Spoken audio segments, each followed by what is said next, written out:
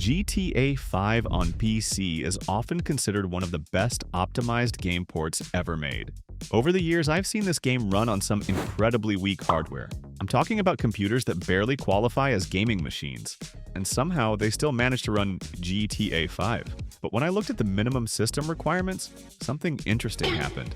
Even this old 2009 Apple iMac sitting on my desk would probably feel a little jealous, and things get even worse when you realize that GTA Online demands significantly more powerful hardware if you want the experience to be even remotely playable.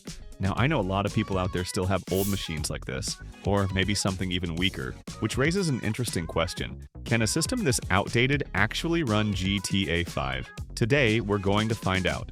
Before doing any testing, the first thing I had to do was swap out the painfully slow hard drive that originally came with this machine. I replaced it with an SSD, which should at least make the system feel a little more responsive. For the operating system, I'm running Windows 10, because Grand Theft Auto 5 isn't officially supported on Mac OS.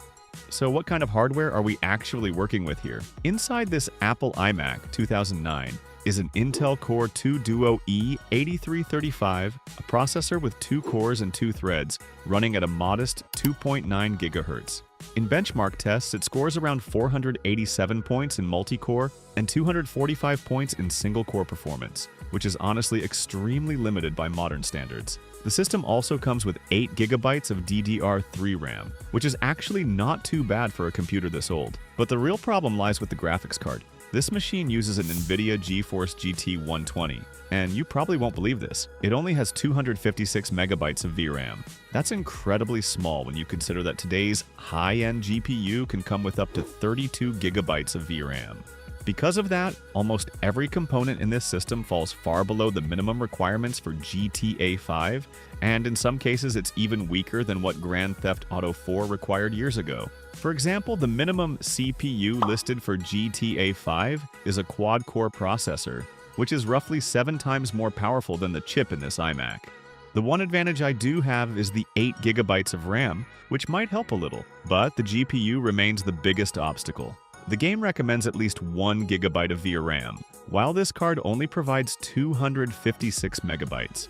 The interesting part, though, is that the GP still supports DirectX 10, meaning the game might technically still launch. So overall, this machine sits well below the official minimum requirements. Before jumping straight into GTA 5, I decided to first run some performance tests in GTA 4AX to get a better idea of what this system is actually capable of. At 1080p with the graphics set to low, the system only manages an average of about 8.2 frames per second. And honestly, that's terrible. It doesn't even feel like a video game at that point. It's more like watching a PowerPoint slideshow. So I decided to lower the resolution to 720p, hoping the frame rate would improve.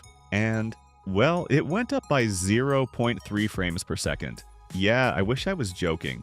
At that moment, I honestly started wondering if this system even had a chance of running GTA 5 at all. To double check, I launched the game and tried it in actual gameplay. Unfortunately, the results were almost the same. At 1080p, the frame rate barely climbs above 10 frames per second. Dropping the resolution down to 720p helps a little, pushing performance to around 17 frames per second. But overall, it's still far from playable. Unless you enjoy torturing your eyes, this is definitely not an experience I'd recommend. However, while testing, I noticed something very strange. Even though the CPU usage was sitting at 100%, the clock speed was stuck at only 1.5 GHz. That didn't make any sense because this processor is supposed to reach up to 3 GHz. If the CPU is running at half its intended speed, that could easily explain why the frame rate is so low. So I tried several fixes, restarting the system, adjusting power settings, even reinstalling Windows, but nothing worked. Then I opened CPU-Z, and that's when I finally spotted the problem. The issue was in the multiplier value. Normally this CPU should run at X11, but on my system it was stuck at X6, and that explains everything. The processor was basically locked at half its performance, which is why the system felt so painfully slow. So I started searching for solutions. I watched a few tutorials on YouTube showing how to remove CPU clock limitations. One of the most common suggestions was going into Control Panel, opening power options, and switching the system to high performance mode. I followed every step exactly as shown in the guides, but unfortunately nothing changed. The CPU was still stuck at that low clock speed. After digging a bit deeper, I eventually came across a tool called throttle stop. This is a specialized utility for Microsoft Windows that allows you to monitor, diagnose, and fix CPU throttling issues on Intel processors. Inside the software, there's a setting called BD Pro Hot, and this turned out to be the key. To explain it simply, BD Pro Hoties, a signal that tells the CPU the system is overheating, forcing the processor to reduce its clock speed in order to protect the hardware. But in this case, the problem isn't actually heat. Because this is an old Apple machine running Windows, some of the temperature sensors aren't read correctly by the operating system. As a result, the CPU constantly thinks something is overheating. By disabling the BD Pro Hot option, the processor simply ignores those incorrect signals and finally runs at the speed it was designed to run at. And finally, I managed to fix the problem.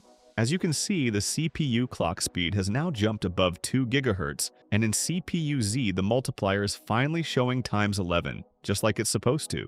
That means the processor is now running properly instead of being artificially throttled. Alright, so the real question now is, did this actually improve gaming performance? Let's jump back into the game and see if the frame rate has changed. So I went back to test Grand Theft Auto 4 again. After running the benchmark at 720p, the average frame rate jumped to about 18 frames per second, which is 10 frames higher than when the CPU was stuck at the lower clock speed. In actual gameplay, the frame rate now fluctuates between 25 and 29 FPS. It can still drop a little in crowded areas, but overall the experience is much smoother than before. So, the improvement is definitely noticeable. But the real question is, what about Grand Theft Auto 5? Let's test it right now and see what happens. I honestly couldn't believe it. The moment I tried to launch Grand Theft Auto 5, the system immediately threw an error. At first glance, it looked like a GPU-related issue, and after checking the message more closely, it turns out the game failed to initialize Direct3D. That usually happens when the graphics driver is too old for the game to run properly.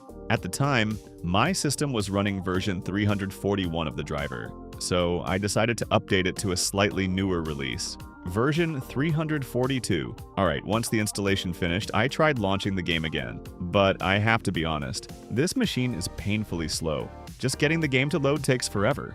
If you're not a patient person, you probably wouldn't last 5 minutes using a computer like this. After waiting almost 10 minutes, the game finally launched following the driver update. But then another problem appeared, and this time it was even worse. The GPU wasn't being used at all. As a result, the frame rate dropped to 1 or 2 frames per second, which is basically unplayable. And strangely enough, the situation felt very similar to the problem I had earlier with the CPU being stuck at a limited clock speed. At this point, I started to get a little worried. So I opened the settings.xml file to see what was going on, and immediately something looked very strange. The line for video card description showed Microsoft Basic Render Driver, and that's a big red flag. It basically means GTA 5 isn't using the actual GPU at all. Instead, it's launching with the software renderer from Microsoft Windows, which explains why the performance dropped to almost nothing. So I decided to try a small workaround. Inside the GTA 5 installation folder, I created a file called commandline.txt and added the following lines. DX10 ignore different video card. This forces the game to run in DirectX 10 mode and ignore GPU compatibility checks. At the same time, I also disabled the overlay from MSI Afterburner. Microsoft often recommends turning off overlays in background applications when a game crashes or fails to launch properly because they can interfere with the game's startup process. I also tweaked a few additional settings and lowered the resolution directly inside the settings.xml file to squeeze out a bit more performance. And after all that, I honestly couldn't believe it. I was actually able to play GTA 5 on a 2009 Apple iMac. The performance isn't exactly smooth though. The system usually delivers around 10 frames per second, and occasionally it can climb up to about 17 frames per second. Even though the frame rate is low, the good news is that it doesn't constantly drop or stutter too badly during normal gameplay. However, the moment I start driving into a new area, another major limitation appears. Because the GPU only has 256 megabytes of VRAM, the game struggles to load textures and environments fast enough, which makes the overall experience pretty rough. So the big question is, can this machine actually run Grand Theft Auto 5? Technically, yes it can. But honestly, I wouldn't recommend playing the game this way. If anything, this system is better suited for offline gameplay or older titles like Grand Theft Auto 4 and earlier. And that's going to be it for this video. Thanks for watching all the way to the end.